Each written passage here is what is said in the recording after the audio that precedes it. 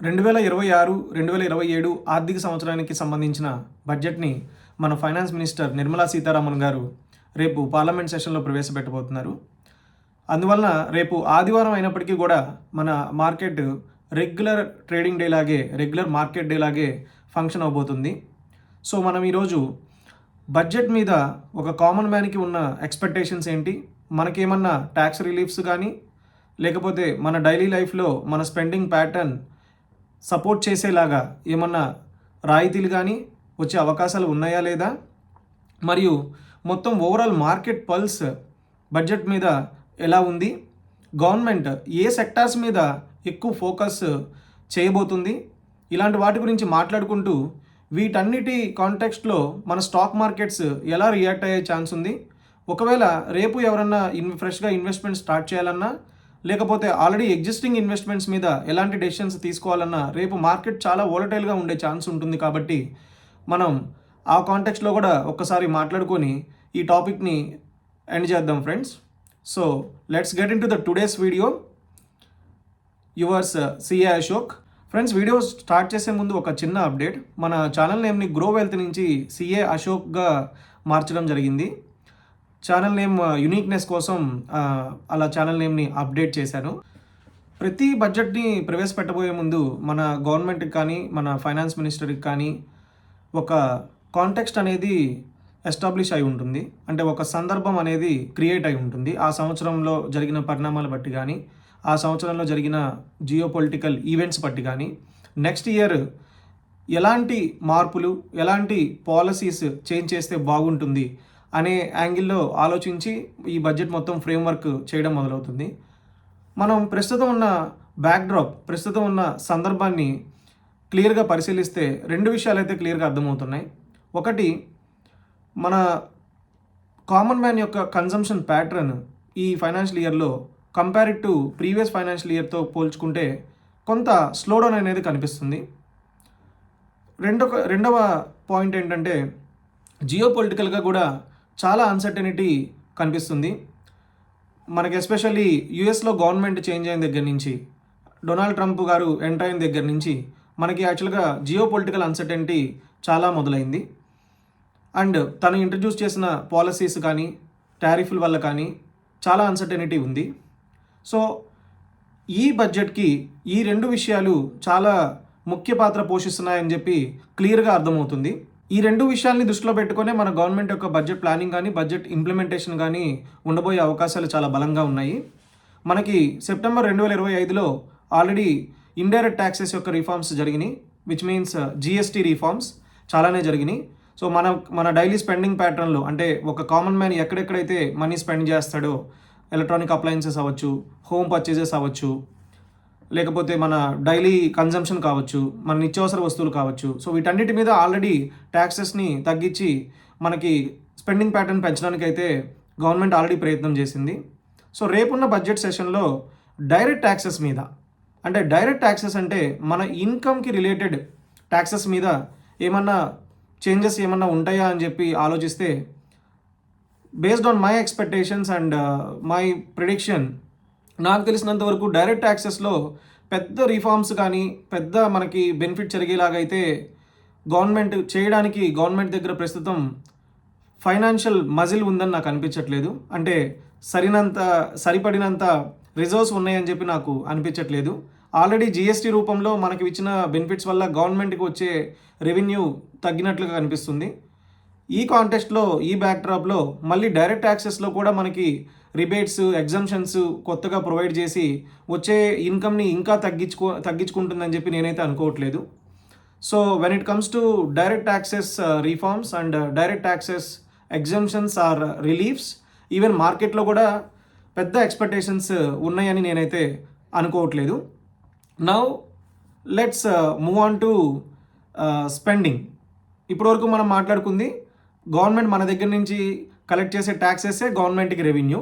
So గవర్నమెంట్కి వచ్చే revenue ఎలా ప్లాన్ చేయబోతుంది అనే దాని గురించి ఆల్రెడీ మాట్లాడుకున్నాం. ఇప్పుడు స్పెండింగ్ గురించి మాట్లాడుకున్నాం. గవర్నమెంట్ స్పెండింగ్కి మాత్రం ప్రస్తుతం ఓవరాల్ ఎకానమీ ఒక ఇంట్రెస్టింగ్ సిచ్యువేషన్ అయితే క్రియేట్ చేసింది. జియోపొలిటికల్ అన్సర్టెనిటీ వల్ల చాలా సెక్టార్స్లో స్లోడౌన్ కనిపించింది. అండ్ చాలా సెక్టార్స్లో అన్ఎంప్లాయ్మెంట్ క్రియేట్ అవ్వడం మొదలైంది. అందువల్ల గవర్నమెంట్ స్పెండింగ్ ప్లాన్స్ మాత్రమే ప్రస్తుతం బడ్జెట్లో ఫోకస్ ఉంటుంది అని చెప్పి నేను అనుకుంటున్నాను. ఇప్పుడు ఉన్న జియోపొలిటికల్ అన్సర్టనిటీ వల్ల ఎస్పెషల్లీ టెక్స్టైల్ సెక్టార్ కానీ, జ్యువెలరీ సెక్టార్ కానీ, ఫిషరీ సెక్టార్ కానీ డైరెక్ట్లీ ఇంపాక్టెడ్. ఎందుకంటే వాళ్ళు ఎక్స్పోర్ట్ చేసే ప్రొడక్ట్స్ మీద యుఎస్ భారీగా టారిఫ్లు వేయడం వల్ల మన ప్రొడక్ట్స్కి ఉన్న కాంపిటేటివ్నెస్ తగ్గిపోయి వీళ్ళ బిజినెస్లు చాలా స్లో డౌన్ అయినాయి.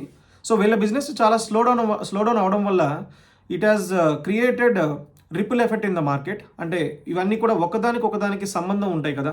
ఇప్పుడు ఇన్ని సెక్టార్స్ ఎఫెక్ట్ అయినప్పుడు వీళ్ళందరూ ఎంప్లాయ్మెంట్ ఎఫెక్ట్ అయితే వీళ్ళు తీసుకున్న లోన్స్ రీపేమెంట్ కెపాసిటీ తగ్గుతుంది.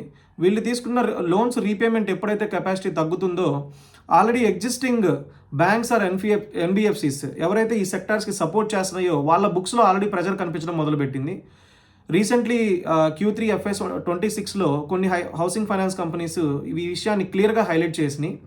ఎస్పెషల్లీ సూరత్, గుజరాత్, తమిళనాడు సైడ్ ఉన్న ఇప్పుడు మనం మాట్లాడుకున్న టెక్స్టైల్ సెక్టార్కి కానీ, జెమ్స్ అండ్ జ్యువెలరీ సెక్టార్కి కానీ, ఫిషరీ సెక్టార్కి కానీ సంబంధించిన వాళ్ళు చాలా డైరెక్ట్గా ఇంపాక్ట్ అవుతున్నారు. అండ్ వాళ్ళ లోన్ రీపేమెంట్స్ అనేవి మాకు స్ట్రెస్ కనిపిస్తుంది అని చెప్పి క్లియర్గా మెన్షన్ చేశారు. సో ఈ పరిణామంలో ఈ సెక్టార్స్కి ఏవైనా సబ్సిడీస్ కానీ, ఏవైనా గవర్నమెంట్ సైడ్ నుంచి ఒక సర్టైన్ ప్యాకేజ్ అనౌన్స్మెంట్ కానీ వస్తుందని చెప్పి నేను స్ట్రాంగ్గా అనుకుంటున్నాను. సో ఈ సెక్టార్కి సంబంధించిన స్టాక్స్ నేమ్స్ అనేవి మీకు ఇక్కడ మెన్షన్ చేసి ఉన్నాను. సో ఒకవేళ మనకి బడ్జెట్లో కనుక ఈ సెక్టార్స్కి సంబంధించి ఏదైనా ప్యాకేజ్ ఆర్ రిలీఫ్ కనుక గవర్నమెంట్ అనౌన్స్ చేస్తే ఈ స్టాక్స్ స్ట్రాంగ్గా రీబౌండ్ అయ్యే ఛాన్స్ అయితే కనిపిస్తుంది. స్పెండింగ్లో next spending government main focus defence and railway sector మీద ఉంటుంది అని చెప్పి బలంగా అనిపిస్తుంది. ఎందుకంటే కరెంట్ జియోపొలిటికల్ అన్సర్టెనిటీ వల్ల గత 4-5 సంవత్సరాల్లో ప్రపంచంలో ఏదో ఒక మూల ఏదో ఒక చోట వార్స్ అయితే నడుస్తూనే ఉన్నాయి. సో ఈ కాంటెస్ట్లో మనం ఒక్కలమే కాదు, ఇండియా ఒక్కటే కాదు, ప్రపంచంలోని చాలా దేశాలు వాళ్ళ డిఫెన్స్ స్పెండింగ్ని, వాళ్ళ డిఫెన్స్ క్యాపబిలిటీని ఇంప్రూవ్ చేసుకోవడానికి ప్రయత్నాలు అయితే ముమ్మరంగా చేస్తున్నాయి. ఈ కాంటెస్ట్లో మన డిఫెన్స్ బడ్జెట్ కూడా పెంచే అవకాశం అయితే ఉంది. సో ఈ డిఫెన్స్ సెక్టార్లో ఉన్న మెయిన్ స్టాక్స్ ఏవైతే ఈ డిఫెన్స్ సెక్టార్కి రిలేటెడ్ ఉన్నాయో ఆ స్టాక్స్ భారీగా అయితే ఆల్రెడీ ర్యాలీ అయి ఉన్నాయి. సో ఈ పాయింట్ మనం చాలా గమనించుకోవాలి. సో దిస్ ఈజ్ వేర్ మనం బడ్జెట్ని, స్టాక్ మార్కెట్ని రిలేట్ చేసుకోవడం అనేది చాలా ఇంపార్టెంట్. సో బడ్జెట్ అనౌన్స్ చేసే ముందే కొన్ని సెక్టార్స్లో కంపల్సరీ గవర్నమెంట్ అనౌన్స్మెంట్ చేస్తుంది అనే ఒక ఎక్స్పెక్టేషన్తో ఆ స్టాక్స్ ఆల్రెడీ మూవ్ అయిపోయి ఉంటాయి. సో అలా మూవ్ అయిపోయి ఉన్నప్పుడు మనము ఫ్రెష్ ఎంట్రీ బడ్జెట్ రోజు తీసుకోవడం అనేది అంత తెలివైన పని కాదు. ఇప్పుడు మీరు నోటీస్ చేసినట్టయితే డిఫెన్స్ సెక్టార్లో స్టాక్స్ గత లాస్ట్ 5 డేస్లో ఆర్ లాస్ట్ 10 ట్రేడింగ్ డేస్లో మీరు చూస్తే కొన్ని స్టాక్స్ ఆల్రెడీ 10%, 20%, 25% కూడా ర్యాలీ అయి ఉన్నాయి. సో ఇప్పుడు రేపు మన బడ్జెట్ సెషన్ జరిగేటప్పుడు గవర్నమెంట్ నుంచి వచ్చే defence announcements already government focus దీని మీద ఉంటుంది అనే విషయాన్ని మార్కెట్ ఫ్యాక్టరింగ్ చేసింది. కాబట్టి ఏ చిన్న డిసప్పాయింట్మెంట్ మార్కెట్కి కనిపించినా కూడా, అంటే మార్కెట్ అనుకున్న వేలో కనుక ఆ డిఫెన్స్ అలొకేషన్ జరగకపోయినా, ఆ డిఫెన్స్ సెక్టార్ స్టాక్స్ మీద ఫోకస్ గవర్నమెంట్ పెద్దగా చూపించకపోయినా ఆ స్టాక్స్లో మళ్ళీ మీకు రేపు ప్రాఫిట్ బుకింగ్ స్టార్ట్ అవుతుంది. సో జనరల్ మార్కెట్ ఎలా ఉంటుంది అంటే బిగినర్స్ కానీ, రిటైల్ ఇన్వెస్టర్స్ కానీ సో బడ్జెట్ అనౌన్స్మెంట్ తర్వాత యాక్చువల్గా బై చేద్దాము అని చెప్పి అనుకుంటుంటారు. అంటే బడ్జెట్ సెషన్ రోజే మనం ఎంట్రీ తీసుకుందాము అని చెప్పి అనుకుంటుంటారు. అది ఆల్రెడీ డిఫెన్స్ సెక్టర్ స్టాక్స్లో ఫ్యాక్టరీని అయిపోయి ఉంది friends. So be careful when you are trying to take a fresh position in the defence sector stocks. ఎందుకంటే అవి ఆల్రెడీ పెరిగి ఉన్నవి. సో రేపు మీకు ప్రాఫిట్ బుకింగ్ వల్ల అవి మళ్ళీ కిందకు వచ్చే ఛాన్స్ ఉంటుంది if government is not meeting the expectations on the defence sector budget allocation. So ఈ పాయింట్ అయితే మాత్రం నేను చాలా స్పెసిఫిక్గా హైలైట్ చేద్దాం అనుకున్నాను. సో ప్లీజ్ ఈ పాయింట్ గమనించగలరు. డిఫెన్స్ సెక్టార్లో నాకు తెలిసినంత వరకు ప్రాఫిట్ బుకింగ్ స్టార్ట్ అయ్యే ఛాన్స్ ఉంటుంది. సో మీరు ఇమీడియట్గా బడ్జెట్ సెషన్ అనౌన్స్మెంట్ జరిగేటప్పుడే ఎంట్రీ కాకుండా మొత్తం బడ్జెట్ సెషన్ అయిపోయిన తర్వాత ఏ డిఫెన్స్ సెక్టర్, ఇప్పుడు డిఫెన్స్ సెక్టర్ అంటే నాట్ ఓన్లీ 2-3 స్టాక్స్ 2-3 కంపెనీస్ కాదండి. సో మనకు అందులో చాలా రకాల ప్రొడక్ట్స్ మ్యానుఫ్యాక్చర్ చేసే కంపెనీస్ ఉంటాయి. మేక్ ఇన్ ఇండియా మీద ఫోకస్ చేసే కంపెనీస్ ఉంటాయి. అండ్ మనం వేరే దేశాలకి ఎక్స్పోర్ట్ చేసే డిఫెన్స్ ఎక్విప్మెంట్ ఎక్స్పోర్ట్ చేసే కంపెనీలు కొన్ని ఉన్నాయి. సో వేటి మీద గవర్నమెంట్ ఎక్కువ ఫోకస్ ఉంది అండ్ ఏ కంపెనీస్ ఫ్యూచర్లో బెనిఫిట్ పొందబోతున్నాయి అనేది మళ్ళీ మనకి మార్కెట్ రీఅసెస్ చేసుకొని అండర్స్టాండ్ చేసుకొని మళ్ళీ మనకి రీఎంట్రీ ఛాన్స్ అయితే ఇస్తుంది. So no need to hurry in taking position in tomorrow's market session. So అదొక్కటైతే మాత్రం నేను స్పెసిఫిక్గా హైలైట్ చేసి మీకు అందరికీ కాషన్ చేద్దాం అనుకుంటున్నాను. నెక్స్ట్ రైల్వే సెక్టర్ వచ్చేసరికి రైల్వే సెక్టర్ కూడా more or less same. So railway సెక్టర్లో బడ్జెట్ అలొకేషన్ బాగా ఉంటుంది అని చెప్పి మార్కెట్ ఆల్రెడీ ఫ్యాక్టరీని అయితే చేసి ఉంది. సో అది కూడా మీరు ఎమ్మటే పొజిషన్ తీసుకోవాలనుకున్నా కొంచెం ఆ రైల్వే బడ్జెట్ని అనాలిసిస్ చేసి ఏ కంపెనీస్కి గవర్నమెంట్ బడ్జెట్ ఎక్కువ అలొకేట్ చేసింది, ఏ కంపెనీస్కి మనకి బెనిఫిట్ జరిగే ఛాన్స్ ఉంది అని చెప్పి అర్థం చేసుకున్న తర్వాత పొజిషన్ తీసుకుంటే బాగుంటుందని నాకు అనిపిస్తుంది. To summarise, defence and railway సెక్టార్లో ఆల్రెడీ మార్కెట్ ఎక్స్పెక్టేషన్ హెవీగా ఉన్నాయి. సో కొంత టైం ఇవ్వండి ఆ కంపెనీ స్టాక్స్ మళ్ళీ ఎలా రియాక్ట్ అవుతాయని చూడటానికి. Maybe you can wait for the next quarter results also. ఎందుకంటే ఈ స్పెండింగ్ అనేది ఈ క్వార్టర్లో మళ్ళీ మనకి ఇమీడియట్గా రిఫ్లెక్ట్ అవ్వు. ఇప్పుడు మనకి అనౌన్స్ చేస్తున్న బడ్జెట్ 2026-2027 సంవత్సరానికి సంబంధించిన బడ్జెట్.